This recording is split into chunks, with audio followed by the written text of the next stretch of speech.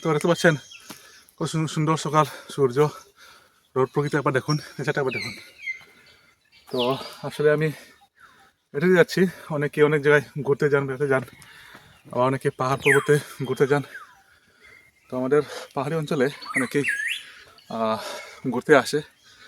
আসার সময় অনেকে বলে যে ভাই আপনাদের পাহাড়টা অনেক সুন্দর, মানে ঘোরাফেরা তো ভাই কোনো বয়স নাই, এটা কোনো বাস্তব কথা। তো আমার এখানে যারা ঘুরতে আসে ফ্যামিলি সহ নিয়ে, তারা অনেকক্ষণ পাহাড়ে ঘোরেন, ছবি তুলেন।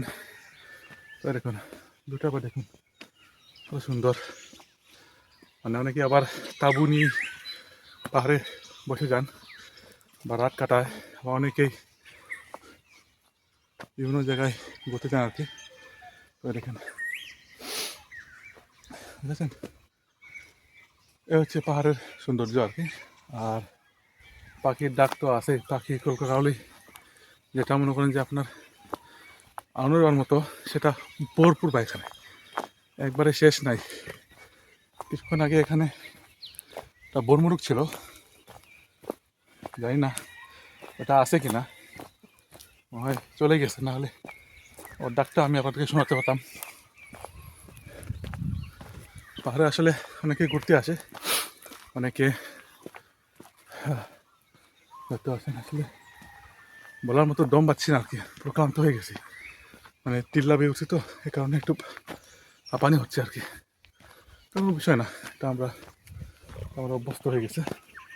আমার পুঞ্জিটা সাইডে ধরে দিয়ে একটা হচ্ছে পুঞ্জিটা, এখানে আমি ভিডিও করছি আর কি।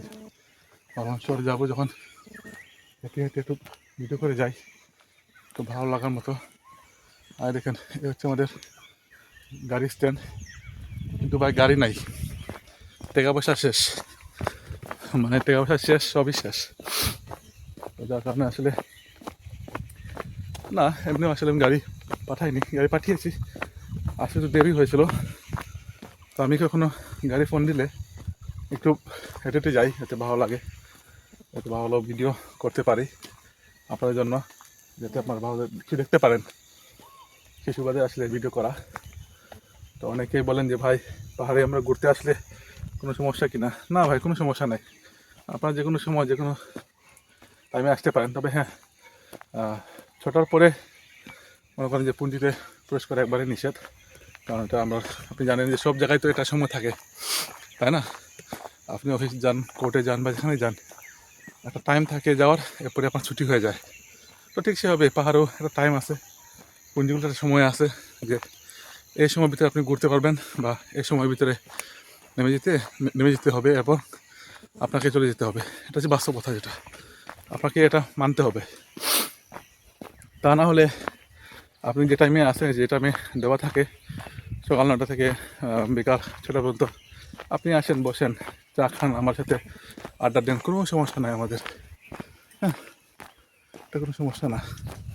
আমাদের পাহাড়ে এখানে খুব বেশি হরিণ পাওয়া যায়, মানে এই পাহাড়ে হরিণের সংখ্যা একটু বেশি, মানে বানরের পাশাপাশি আর কি, বানর, হরিণ এগুলো বেশি দেখা যায়। যখন আপনারা ঘুরতে যাবেন বাংলাদেশে, কোনো ট্রাভেল ব্লগারের কাছে যাবেন, ট্রাভেল করতে গেলে এগুলো প্রচুর পাবেন আপনারা। হতে পারে পাখির ডাকে ভয়েসটা ক্লিয়ার না, কারণ আমাদের এখানে হরিণ খুব বেশি বেশি পাওয়া যায়, আর মেজ বাঘ এগুলো তো আছেই, আর হাতি তো আছেই। কখন যে কোথায় বের হয়ে যায় সেটা নিয়ে খুব চিন্তায় আছে আর কি, আমি দেখে দেখে যাচ্ছি আর কি, কারণ এটা সম্পূর্ণ পাহাড় এলাকা দেখেন।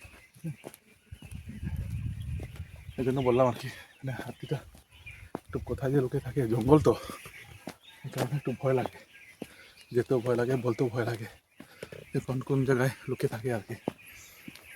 তো যদি ভালো কেউ আমার চ্যানেলটাকে সাবস্ক্রাইব করবেন, ফলো করবেন।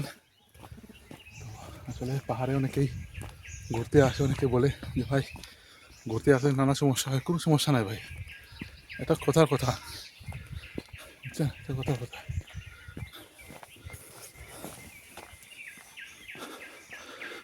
ভিউটা আবার দেখুন, দেখছেন, সুন্দর ভিউ।